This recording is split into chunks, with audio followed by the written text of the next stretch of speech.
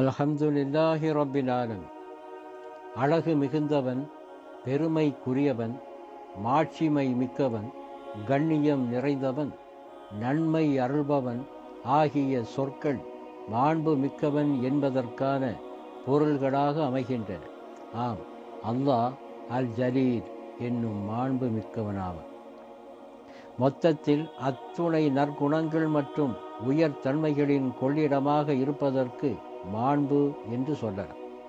யா ரசூலல்லாஹ், மறுமை நாளில் நாங்கள் எங்கள் இறைவனை காண்போமா என்று நபி ஸல்லல்லாஹு அலைஹி வஸல்லம் அவர்களிடம் மக்கள் கேட்டார்கள்.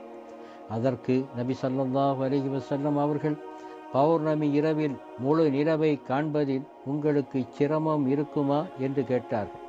அப்போது இல்லை யா ரசூலுல்லாஹ் என்று பதிலளித்தனர். மேகம் மறைக்காத சூரியனை காண்பதில் உங்களுக்கு சிரமம் இருக்குமா என்று மீண்டும் நபி ஸல்லல்லாஹு அலைஹி வஸல்லம் அவர்கள் கேட்டபோது இல்லை யா ரசூலல்லாஹ் என்று பதிலளித்தனர்.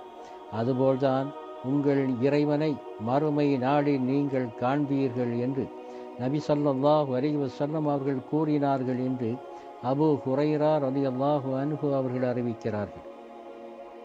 அதாவது, அல்லாஹுவை காண்பதில் நமக்கிடையில் நெருக்கடியோ போட்டியோ இருக்காது. அவனை இன்று அக கண்களால் வலிமார்களால் காண முடிகிறது.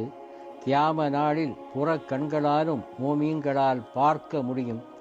ஆனால் அவனை பார்ப்பதன் மூலம் அவனுக்கு எதனையும் உவமை காட்ட முடியாது என்று குத்துபுல் அக்தாப் முஹியுத்தீன் அப்துல் காதிர் ஜீலானி ரலியல்லாஹு அன்ஹு அவர்கள் விளக்கினார்கள்.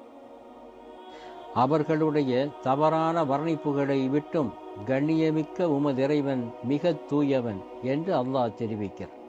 மறுமையில் மாண்புமிக்க அல்லாஹுவை பார்க்கும்போது அவனது ஒளி பேரழகில் மயங்கும் மனங்கள் சற்றும் விலகாத பேரின்பத்தில் திளைத்து கொண்டிருக்கும். அது மிக்க மேலான மகத்தான பாக்கியமாகும். நபியே, மகத்துவமும் கண்ணியமும் மிக்க உமதிறைவனின் திருநாமம் மிக்க பாக்கியமுடையது. அதாவது, பெருமைப்படுத்துவதற்கான தகுதி முழுமையும் அல்லாஹுக்கே உரித்தானதாகும். இந்த உண்மையை சற்றும் உணராமல் கண்ணியமும் மாண்பும் தனக்கானதே என தப்பாக நினைத்து பெருமையுடன் நெஞ்சை நிமிர்த்தி நடந்து தமது மகா மடமையை முகத்தில் கரியாய் பூசி திரிந்து தன்னை தானே இழிவுபடுத்தி கொள்ளும் அற்பர்கள் திருந்தி கொள்ள வேண்டும். இல்லை என்றால் கண்ணியத்திற்கும் மாண்புக்கும் பெருமைக்கும் உரிய அல்லாஹ் மகா கோபம் கொள்வான், தலை கீழாக புரட்டி அடிப்பான். இந்த சத்தியத்தின் ஆதாரங்களை தன் திருமறையில் அல்லாஹ் அடுக்கி காட்டுகிறான். அல்லாஹுவை பெருமைப்படுத்துங்கள், உங்களை அவன் மன்னிப்பான் என்று மாநபி ஸல்லல்லாஹு அலைஹி வஸல்லம் அவர்கள் சொன்னதாக அபூ தர்தா ரலியல்லாஹு அன்ஹு அவர்கள் அறிவிக்கிறார்கள்.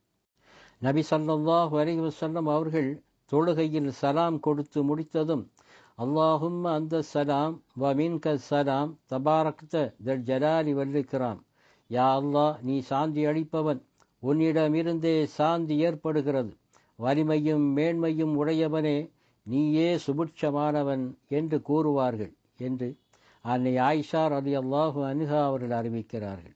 துல் ஜலாலி வல் இக்ராம் என்னும் இறைவனின் வார்த்தைக்கு மகத்துவமும் கண்ணியமும் மிக்கவன் என்று இப்னு அப்பாஸ் ரலியல்லாஹு அன்ஹு அவர்கள் பொருள் தந்துள்ளார்கள்.